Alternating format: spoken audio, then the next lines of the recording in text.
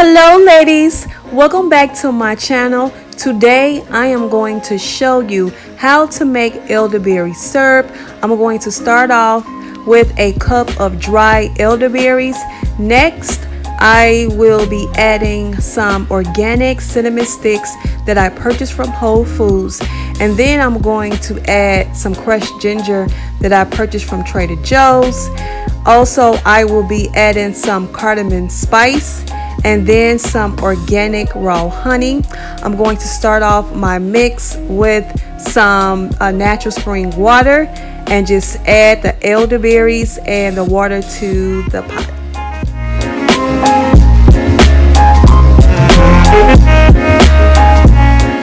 Next, I am going to add 3 cinnamon sticks, and then I am going to add 3 cubes of crushed ginger. Next, I will add just a little bit of the cardamom spice. Mix it all up. I love how this stuff smells. Every time I make it, my kitchen smells so good.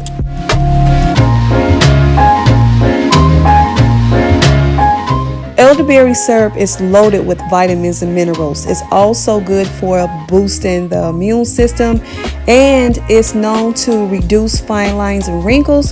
So it's just a good syrup to have and to keep on hand, and I give it to my children as well.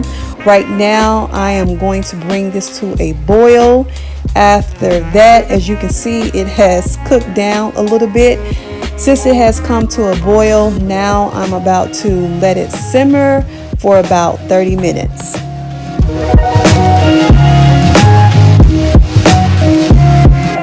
Next, I am going to add 2 ounces of raw honey. Raw honey is very soothing. It helps to treat coughs and is really good for the throat.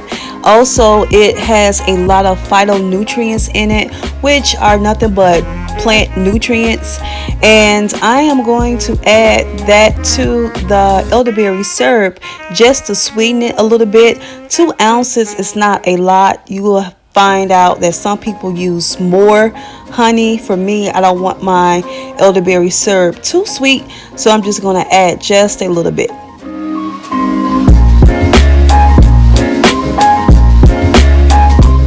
After you allow your elderberry syrup to steep for 30 minutes, you want it to cool off for about an hour, and then you want to pull any remaining elderberry syrup from the rest of the ingredients. Next, you can add it to a mason jar.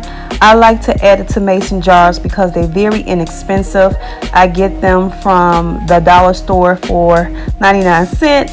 And then after you add it to your mason jar, then you go ahead and just add your honey. You want your syrup to be completely cool before you add your honey because you don't want to destroy the properties. And then after that, you're pretty much done. Also, you don't have to throw out the remaining of the ingredients. I like to steep my ingredients twice. So I like to make 2 jars of the elderberry syrup, and then I toss it out. If you have a garden, you can use it as compost. And yeah, so that's the recipe, ladies. It's very easy to make. I hope you enjoyed the video. Don't forget to like, comment, and subscribe, and I will see you in the next YouTube video. Thank you for watching.